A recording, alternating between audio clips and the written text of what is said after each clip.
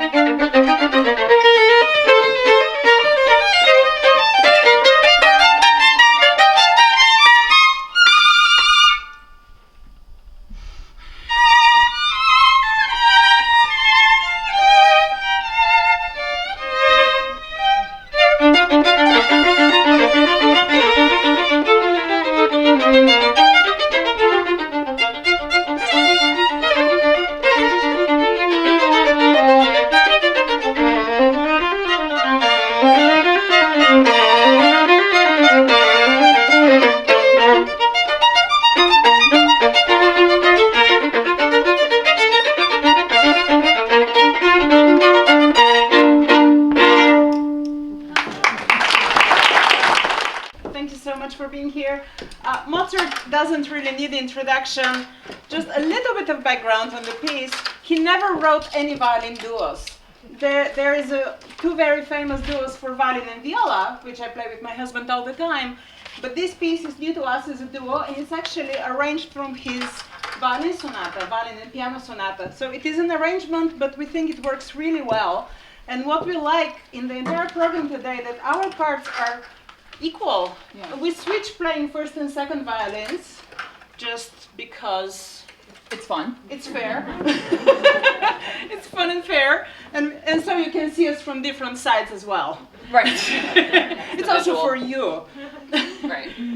The next piece in the program, it's also not for two violins. It's originally for solo piano, and it was made famous by Canadian pianist Glenn Gould in the 50s. And this is Bach's Goldberg Variations. It's 30 variations. We are only going to play the main theme, the aria, which starts very gently, like a Sicilian, like a dance, and then slowly evolves into a more steady pace. Again, we are trading the melody back and forth. And to me, this is the most cleansing piece.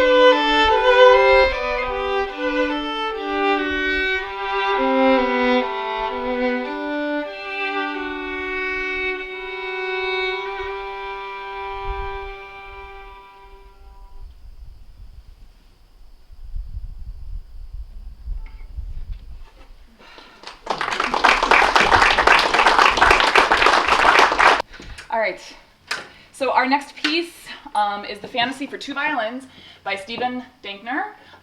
Stephen, can you wave your hand? This is our beautiful, wonderful friend, Stephen.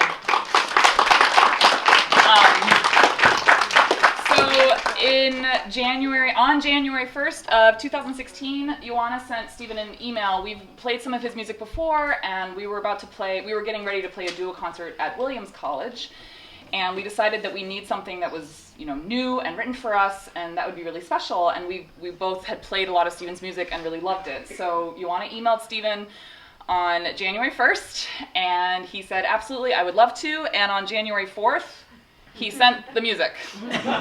He composed this piece in 3 days, and we've performed it quite a lot. We really feel like it's ours, and it's not an easy piece, so we're hoping eventually it will get out there and other people will get to experience it and learn it and play it, because it's just very special for us, and we really truly love it, and we're so grateful to Steve. And the first movement is very beautiful, very expressive. There's some passion in the middle, and then it comes back to this very lyrical singing kind of sound and melody. The second movement is a little bit more fun and a little bit more like a scherzo, kind of like a joke, and it kind of goes around and we bounce around each other. It has a ton of energy and has a nice, beautiful lyrical section again. Just when you think things might end a little bit nicely and more along the lyrical side, then it really comes back. It really packs a punch in the best way. And again, we just love this piece, and 1,000 thanks again, always, to Stephen. So here we go.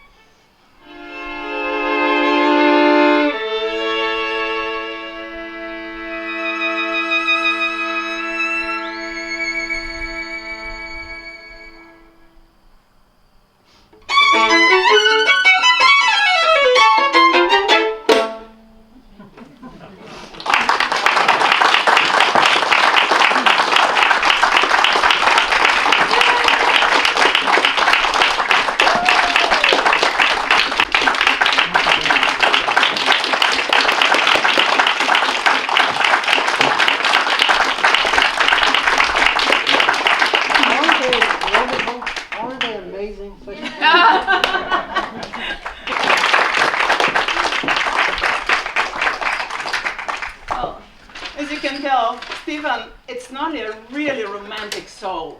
If you hear some of his other music, I have played some of his violin sonatas, string quartets, piano quintet, and his style of writing is very romantic, very lyrical, but also with a sense of humor. And you can tell he has a sense of humor. No royalties for you, Stephen. Just joking. It's very special to have a piece written for us.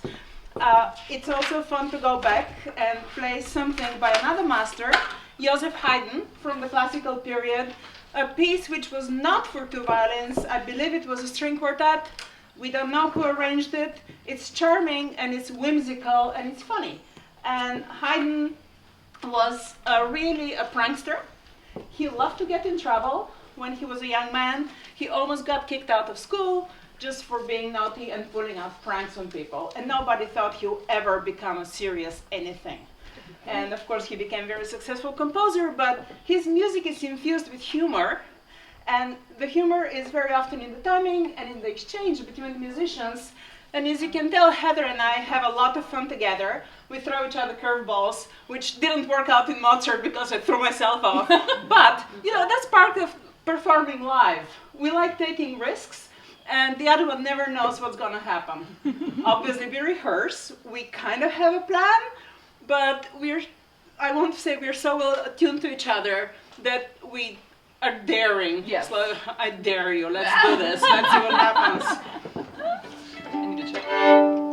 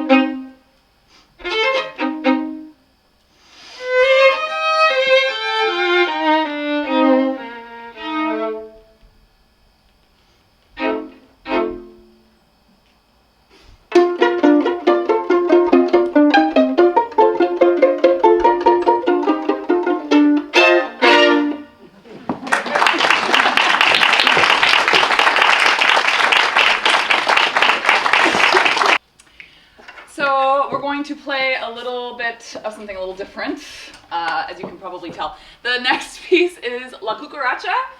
This is an amazing arrangement by a Russian violinist. His name is Alexei Iskudasvan. He's kind of like the modern day violinist version of Victor Borge, if you know the pianist. So he has some shows. If you look him up on YouTube, who's his pianist collaborator? Yeah. So he has a Korean pianist friend, and they have this really hilarious comedy duo, and there's some really amazing things that they've done. But he has a great sense of humor and has a book of violin duos of music that's a little bit more like this, a little bit more light, more folk songs, tangos, all kinds of dances. Rumba, yeah. Rumbas, like that kind of stuff. So Joana found this from this book, and it's a little bit different than the cucaracha that you usually have heard, but it will sound familiar, I promise.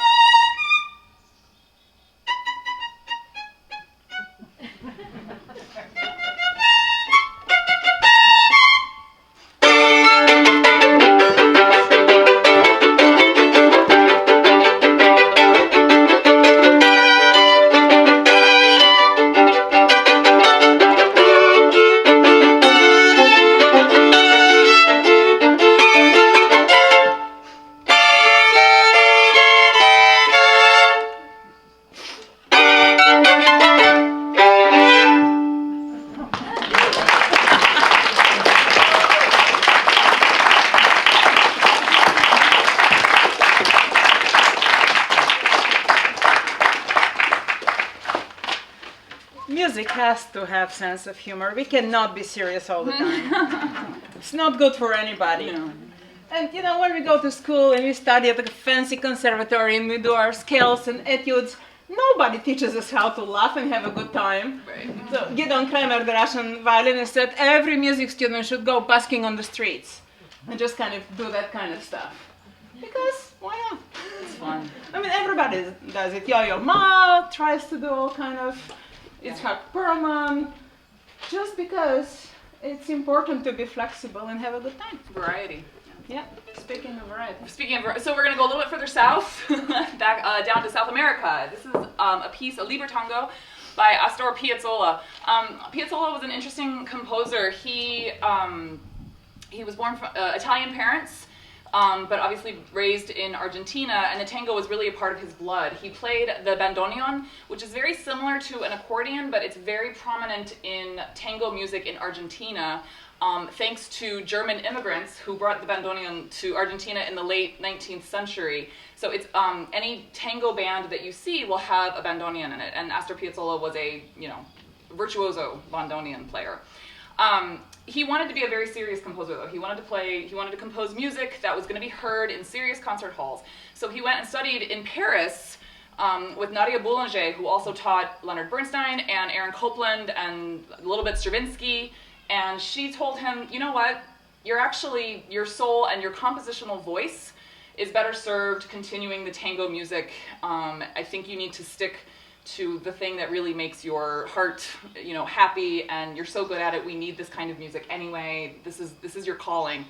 So he turned the tango into actually classical musicians are playing tangos now all over the place. We hear great tango music played anywhere outside as we are now in concert halls.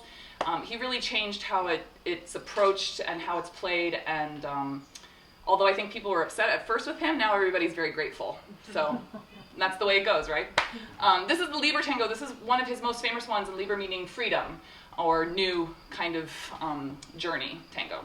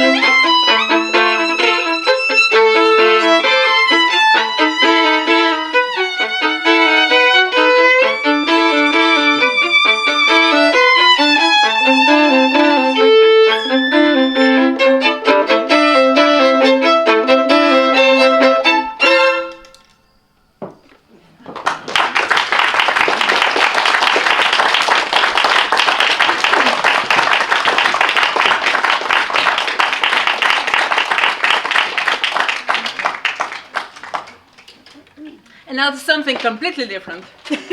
Because we haven't had enough variety. We figured we'll throw in some fiddling in there. And to me, fiddling, it's not similar to Bulgarian folk music, but I grew up in Bulgaria and I listened to a lot of that kind of semi-improvised gypsy style, and obviously fiddling in America is not gypsies. Okay, let's not go there. But we have the hornpipes, the jigs came from Ireland, Scotland, and with the immigrants here. And obviously there are a lot of fiddlers out west and in Texas. So this is a Texas-style hornpipe written by the very famous fiddle violinist Benny Thomason. And Mark O'Connor and Benny Thomason played together, also double bass player Edgar Meyer. And Mark O'Connor is probably the most famous fiddler in the States. He plays with all the big names and in big concert halls. It's absolutely fantastic. So his wife Maggie have a duo, and they published a bunch of those duos for two violins. So we discovered them about a month ago. So we are newly born fiddlers, and we had to learn different techniques. Again, it's not something they teach at school. This thing is called chop. And we had the hardest time to do that. We just couldn't do it. What's the first thing they tell you not to do? At your very first violin lesson, they don't say, you know, you like. So we had to learn how to all the scratch. instincts are gone. But the job basically serves as a rhythm section, so we swap back and forth being each other's rhythm section. And hold on, what else? The first piece is the college hornpipe, which is kind of relentless for Heather. She gets the tune going and it's endless. And the second piece, it's a little bit more fiddling a la jazz style because there's some more improvisation in there. Yeah. Yeah? Did I forget anything? No, we're good for now? Hold on, I forgot something. Oh.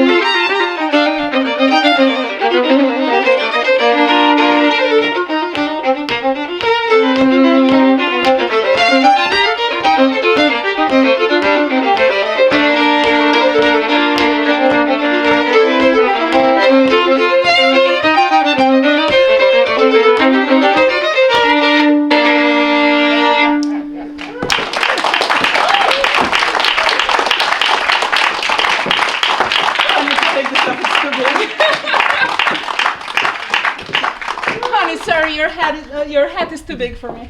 Those are both my husband's. Okay, the wind is up, so we need to pin the music down.